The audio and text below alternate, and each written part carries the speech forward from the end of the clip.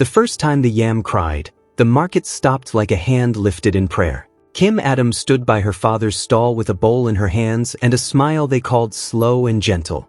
She was still young, but hard work had given her hands the quiet strength of someone who could carry a full calabash and still laugh. Her father, David, sat on a low stool, his eyes clouded by old grief and a sickness that had stolen his sight but not his memory of the past. To the village he was a good man, a simple farmer from the bush who loved cassava bread and the shape of sunrise. To Kim, he was the only true warmth she had. The market was her home and the place where she planned the small and sacred things of her life. The day she would leave the stall and marry, the tomato stew she would learn to make, the quiet children she hoped would run barefoot in the compound. Yet under the market's ordinary songs there lived a quiet fear. It grew like a vine from whispered names and trailing glances. People spoke of men who had left for the farm and never returned, men who used to boast at the palm tree and whose voices were now gone. Barbara Adams wrapped herself in many shawls the way fire is wrapped about a kindling, tricks to keep what she wanted warm. In daylight she was a woman everyone respected. She smiled a smile that showed teeth like polished seeds and said things people wanted to hear. She told them which soil would give the best yams that year, and who had the sweetest palm wine in the next market. But night held a different shawl. When the village slept and the moon slid under the cloth of sky, Barbara wrapped herself in older, darker things. Her laughter changed shape then. In the compound behind the sugarcane she kept jars that smelled of iron and of salt. She kept a small hut of dried reeds where she called the moon by a thin name. It was there the witches came, the women who moved like smoke, who danced without showing the beat of drums. Together, with hushed songs and a charcoal bowl between them, they took what men offered and turned it to what they needed. Barbara had learned how to be two things because the world had taught her that hunger takes many forms. Once, when she was a girl, she had stood with empty hands and watched the ones she loved thin like stretched cloth. She had learned the first lesson then. The world does not keep its kindness for the weak. Into that lesson she had folded a fierce, secret hope. If life will not give, she would take. The shawls were not merely clothes. They were a measure of how far she had gone to close the gap between what she was and what she wanted to be. In the morning she smiled for the market. At night she fed the other hunger, the khomen and the yam tubers. Beyond the lantern glow of the market and the ordinary songs of the village, a circle of women gathered one wet night under an oil palm. They sat close on a bed of leaves, skirts tucked to ankles. They moved because the world had wronged them. They wanted more than the earth had given. They made promises with their mouths and took promises from the moon. At the center of their circle lay yams like sleeping men. They had been selected for size and shape, for the curve that looked like a neck, for the eyes that seemed too watchful. When the root mothers held those yams, they listened with an attention that made wind stop. Barbara came each time with a small basket and a flame that she kept like a secret. She showed the yams to the other women, rubbing the skins with palm oil as if preparing them for a fine cloth. She told them stories of what each yam had been before. It was like naming a thing back into its life, and the khomen nodded. The air tasted of smoke and of old bread. In the hush, the yams moved a little, and sometimes a whisper escaped their skins. In this khomen, a man could be taken without the rest of the world noticing if his form could be made soft and root-like. They sang of a trade. Barbara promised the root mothers what every khomen wants most, a steady and special harvest. In return the root mothers sharpened their craft for her. They taught her how to braid spells in the seams of a wrapper, how to plant a charm in a basket that made the buyer not look too closely, how to fold a man's name into the dry soil so the earth would take him more willingly. The yams became a ledger of lives that had been turned into tubers. Michael came to the market one humid morning with a laugh that sounded like a clean river. He carried a basket of plantains and a hope that made him look younger than his years. When Kim first saw him, he moved in a way a person moves when they know how the wind tastes. He was gentle with the market's old women and careful with the morning's bread. They met by accident at the water trough. His hand brushed hers as they reached for the same wooden cup, and their hands remembered each other. Michael was not wealthy. He had a small patch of land near the stream where he planted beans and corn. He worked with steady hands and spoke like a man who would make his promises with action rather than words. Kim liked this best in him. He kept his promises quietly, as if promises were part of the day's work. Their love grew slow like good cassava. Together they imagined a life where they would wake early and sit and watch the sky fold its colors. They planned a small wedding, nothing grand, with cola nuts and a drum. Tony and Bella, spoiled crowns. Tony and Bella moved like the last loud coins on a wooden floor. They wore new shoes and new voices and learned from their mother the art of taking as if taking was a right, not a sickness. Tony was wide-shouldered and quick to laugh. He took what he wanted with the blunt force of a boy who had never known the need to ask. Bella, his sister, had teeth like small knives and liked to make other children feel small by telling them secrets they had not meant to hear. They were not cruel by nature, they were cruel by the shape of their childhood. Having food and a warm roof taught them that the world would often bend for those who already had the wind in their sails. Their mother wrapped them with care, guarding them as one guards a precious pot because she feared the world and wanted the world to fear them back. Within the compound they moved like a small court.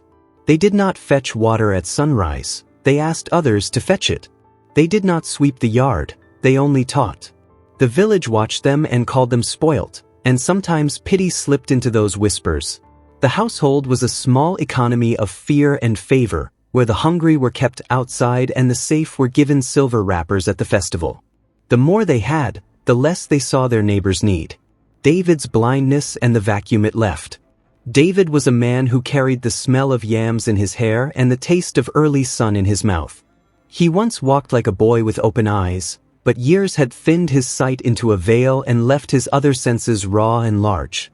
He could tell by the way the market spoke when a storm was due. He could hear the difference between a lie and a half-truth when men argued over a price. Yet the sickness that took his sight had closed a path to truth that could only be found in faces. He could not see the small changes that wrapped Barbara like a new shawl. Kim tried to tell him small parts of the truth. She said Barbara stayed out late sometimes, that the smell of smoke lingered on her skirts. David would tap his cane and say, "You are a good girl, my child. Be careful of words." His blindness made him gentle with the world's stories, and that gentleness kept him from seeing the pattern that threaded the missing men. It was Elder Lawrence who noticed first that the yams felt different. At the new moon, when he went to the granary to collect seeds for the village planting, he ran his rough hands over the tubers and felt small hollows that looked like places where names could hide. He thought of old stories his mother told, of women who bargained with rivers and had to pay with the soft parts of a person's life. He did not rush to accuse, he moved like a patient hunter, marking the spots where the earth wore strange prints. Over the next weeks he watched the market with a careful eye and began to piece together who came to Barbara's stall most often, who received her small coins, and who left less than they came with. He kept his discovery like an ember. It burned, but he would not blow it into accusation without proof. First shadow on Michael. Barbara's eyes were like nets, and when Michael walked into the market with his basket of plantains, she fixed them the way a weaver studies thread. She admired him the way one admires a good harvest, because harvests could be traded. She watched him with a smile that let nothing show, and in the fold of that smile she kept a calculation. The man was strong. He had a steady patch of land and hands that would make iron look soft. In the nights with the coven, she whispered his name like a taste and felt a greed that tightened in her like a knot. She told the root mothers of what Michael could mean. A longer life, a house made of stone, a greater calm that could keep her children safe from the hunger that had hollowed them as children. Michael, in his ordinary way, loved Kim with a pure heart. He brought small gifts of crushed palm nuts and a woven straw hat he had braided himself. He declared again and again that he would give Kim a life where the fire would always be warm.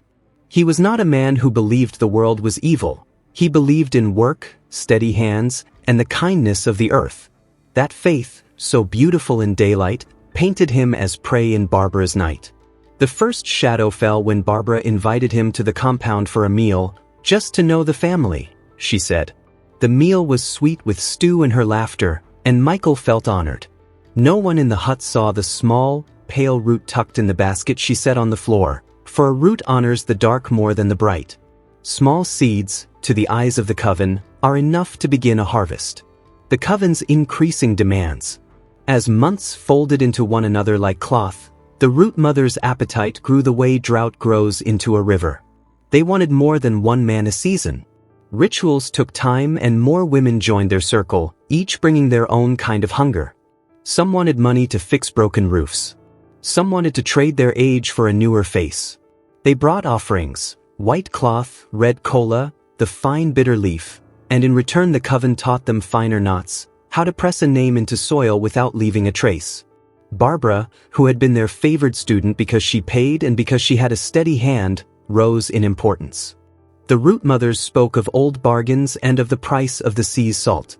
They began to test new charms that could hide the smell of flesh when one turned a man into yam.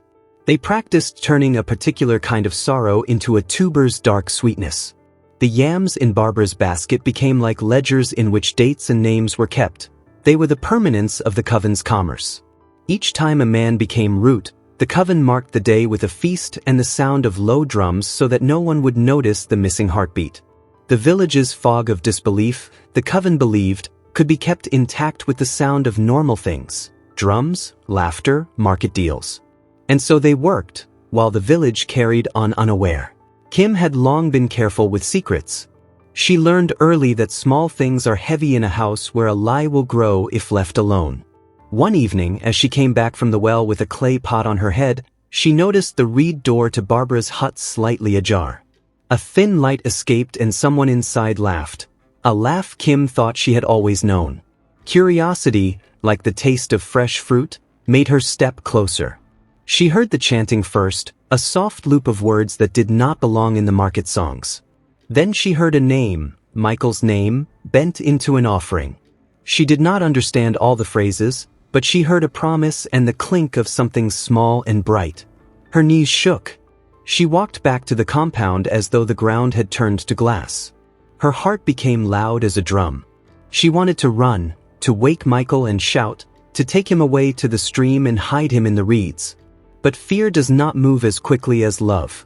She thought of her father, of the way his cane tapped like a slow metronome through the house, and wanted to save him from the truth that would make his hands tremble. She waited until darkness deepened and the moon lay like a pale coin over the fields. Then she slipped out, stepping soft, and moved toward the market to find Michael.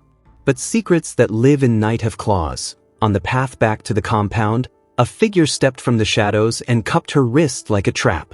Barbara's face was a shawl of calm. Barbara's hands did not tremble when she took Kim's wrist. They were hands used to weighing and to sealing small bargains. She smiled in a way that made Kim's breath stop. The world narrowed to the sound of her mother's jar lid set gently on a shelf.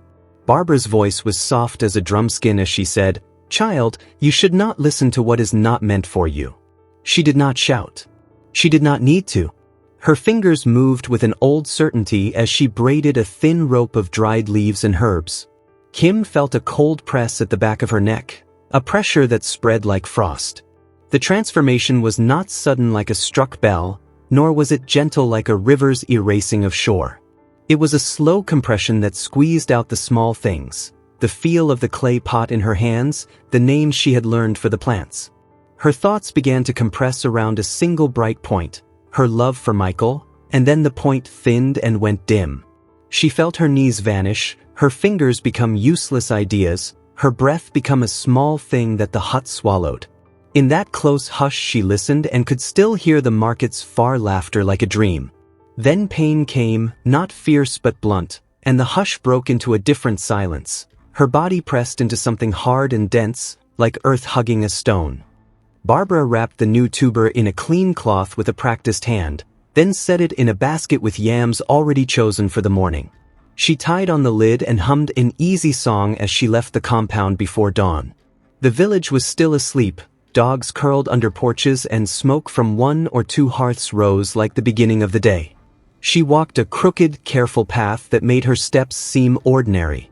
At the market, she set the basket down among her usual pile of tubers and arranged them so that the transformed tuber lay with others of similar shape and texture. She smiled to customers who came by, who patted her shoulder and spoke of the weather, the latest news, and the price of millet. No one noticed more than a woman could hide.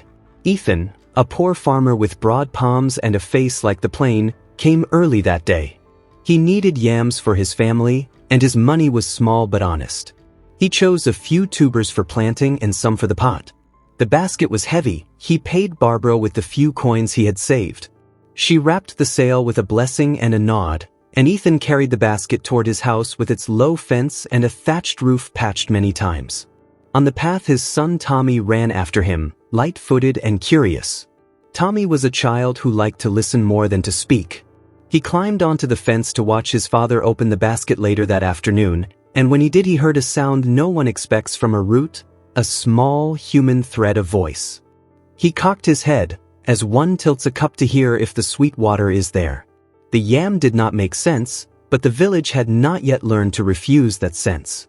The yam that whispered Kim. When Tommy leaned close to the tuber, a voice like distant rain came, soft, slow, and full of small ache. "Help me," it said, the syllables small and as clear as a seed. Tommy froze, then blinked hard, not sure if hunger or imagination spoke. The yam's skin had a tiny pull where a mouth could be imagined, and its voice rose in a whisper that sounded like a person calling from a far room. Ethan laughed first, thinking his son had been learning stories from the old women at the well. "What foolishness, boy," he said. But the tuber whispered again, and this time the voice shaped a name that made both men still, Kim. Ethan's face changed. He lifted the tuber and felt its weight, and the whisper slid into his ear like a small, cold thing. They took the yam to Elder Lawrence the next morning because the elder had knowledge that made strange things easier to accept. At first he touched the tuber with a carpenter's careful hand, turning it slowly, closing his eyes to listen. The whisper came again, and the elder's brow tightened into a knot. He took the tuber, his fingers brushing its skin as if greeting an old friend. The village had long believed that the living sometimes wore the skin of plants and that names, once given, could not be silenced. Elder Lawrence called a small ritual, not fierce but honest. He wrapped the tuber in white cloth, placed a drop of water from his sacred jar against its skin, and said a name. The name was said with a weight that made the hut quiet. In the hush, the yam trembled as if waking from a hard sleep. Elder Lawrence did not have the stone that had taught Barbara, but he had the old words and a patient heart. He did not rely on the violence of the past but on the rules that the village's old mothers handed down like recipes. Speak the truth, offer a name, and let the earth answer. The ritual was not dramatic like the covens. It was simple and slow. He called the wind to listen, placed a small mirror to catch the moon's reflection, and had Tommy and Ethan stand with hands joined. They made a small circle with millet, and Elder Lawrence put a leaf on the ground to receive the tuber. He asked the yam its name, and the yam answered with a voice thin but full, Kim. Then he breathed the old words in a voice that sounded like he was remembering something bright. The smoke rose. The village roof shook a little with the sound of his voice. More than a miracle, the return was a reclaiming. The tuber cracked along a seam that the elder's words traced, and from that seam something very small and human slipped out like water from a broken calabash. Kim fell into the elder's hands, half root and half girl, and then, with a sound like someone catching a breath after a long dive, she returned to shape. Her body was weak, her hair tangled, her eyes wide and full of a new, raw knowledge. She touched the world like a person tasting salt for the first time. Ethan wept. Tommy looked at her as if she had come from another planet, and Elder Lawrence laid his old hand on her brow like a blessing that was also a warning. Now the truth is known, the rest will be hard. Kim's voice when it came was thin but fierce. She said, "We must stop her. She will take Michael next." Kim's warning and disbelief. When Kim returned to the compound, the house smelled of the same soup and the same dust, but nothing would ever be quite the same again. She told David the small part she could bear to tell, how the yams had cried and how a basket had been sold. She watched him hold the words like fragile pots. He tapped his cane and said, "We will listen to the village." But listening, he found, can be different from believing. He saw only the woman who had saved rice for him in the lean months, who had tucked his feet with cloth when they shook, who had been steady when the market was rough. He wanted to hold on to that woman because it protected him from the larger, uglier truth. Kim went to Michael next, and here the world tilted. Michael looked at her with the sort of love that made her voice soft. He wanted to shield her with rational things. Perhaps you heard wrongly. Perhaps someone played a trick. The heart's first defense is denial when horror touches it. Worse, Barbara moved quickly. She smiled at Michael and began to whisper her own stories about Kim, that the girl had been speaking in her sleep, that grief had hollowed her, that the talk of yams was superstition. People are slow to turn against a woman they respect. They are quicker to turn against the frightened. Kim found the village's patience thinning like old cloth. The more she shouted the truth, the less people listened, because truth sown with terror often sounds like madness to ears not trained to fear. A council called and a split in the village. The village called a council to avoid a larger fight. The market women argued gently, the elders spoke carefully, and the mayor, Mayor Henry, came with the seriousness of a man who must keep peace. He sat on a carved stool and listened to both sides as one might separate beans from husk. Families of missing men gathered with their faces folded into grief like cloths. Some of them wept openly before the council and said the things that gnawed at them, "Our sons left and never came home." Others, families who had received gifts from Barbara or who had reasons to protect her, stood like a wall between suspicion and accusation. Mayor Henry, a man who wanted order, said, "We cannot accuse without proof. We will not tear this village with rumor." The council left a hunger in the air. The missing men's mothers felt their grief like a wound opened again, and the market women, whom market life had taught to listen, began to look at their yams differently. Elder Lawrence tried to hold both the law and the spirit of the village in one hand. He said softly, "Proof will be needed, and truth cannot be forced from a woman who will not give it." The line between law and justice tightened. Some villagers whispered that Barbara's money had bought loyalty. Others whispered that the old stories of witches were returning because the earth had been wronged. The village was split down the middle like a ripe fruit. It would be in that split, between law and the language of roots, that the final choice would be made. Barbara did not wait for the village to decide her fate. She had long practiced the art of buying daylight. She moved quickly, giving new gifts and speaking soft words to the mothers who had once looked kindly on her. She wrapped sweet pieces of palm nut in cloth and handed them to the children of those who might stand against her. She also did darker things. She braided small threads in the hem of Michael's wrapper, glassing charms into seams that would dull his name from the village's memory. She taught Tony and Bella to make threats subtle and to use the shape of their privilege as a shield. And when Kim's voice would not quiet, Barbara spread a story that would make the village turn away. She said Kim was mad, that trauma had broken her.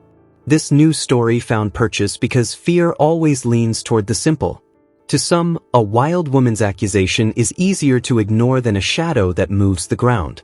Mayor Henry listened, his desire for order nudging him toward the side that kept the market quiet and peace unbroken.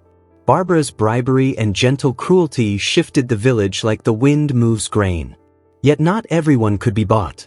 Elder Lawrence and a small group, including Ethan, Tommy, and a few mothers who had lost sons, kept their eyes on the yams.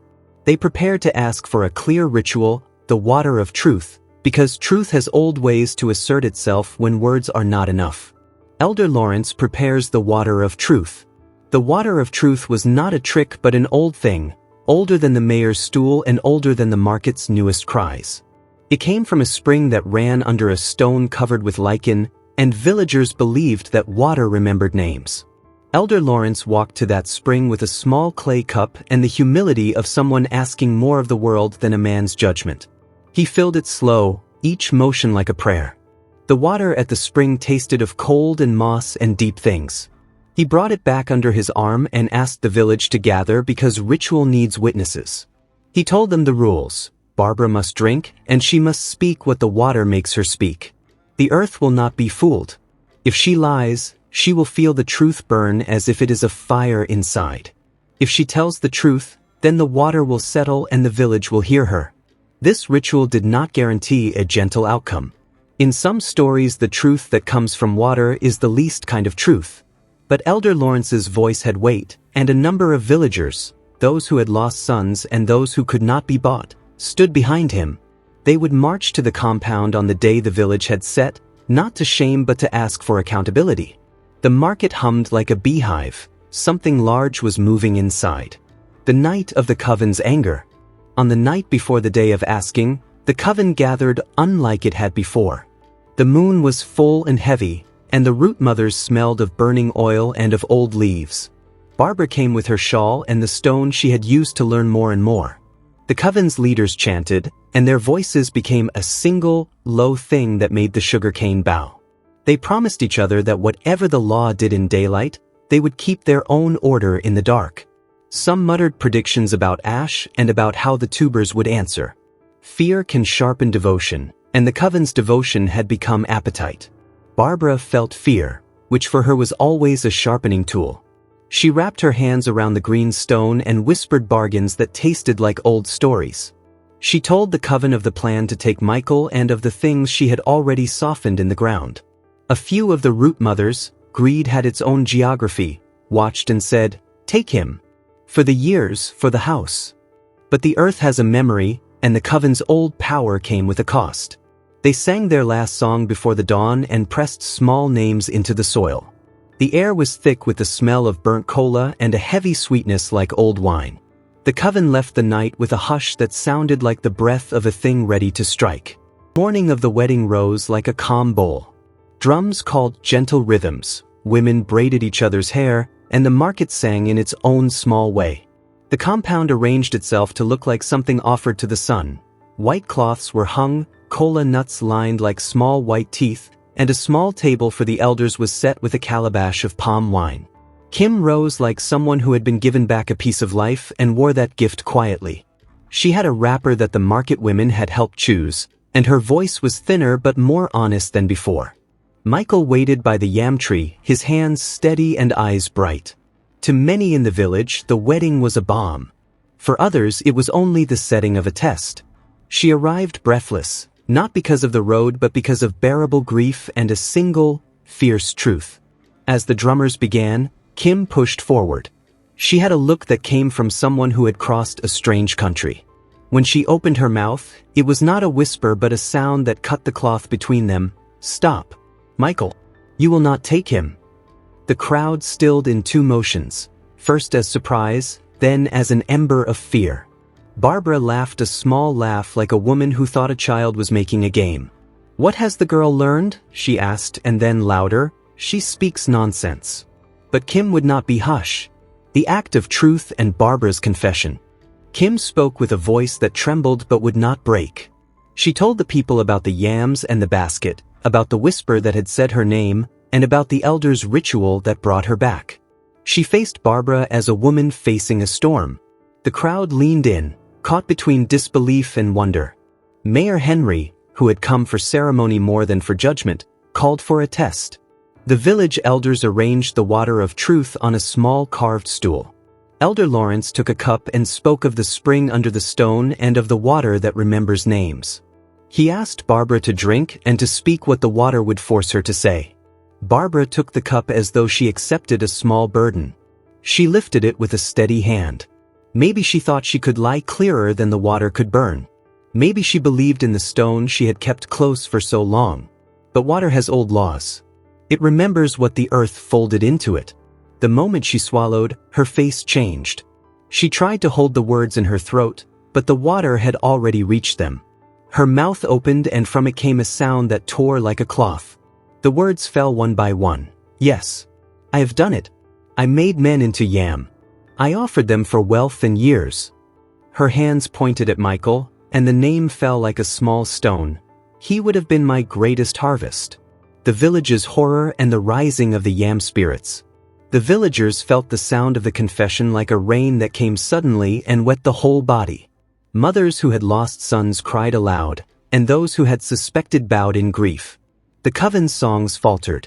Barbara laughed in a way that had the edge of madness, half defiance, half disbelief, and then the ground around the yam pile shivered.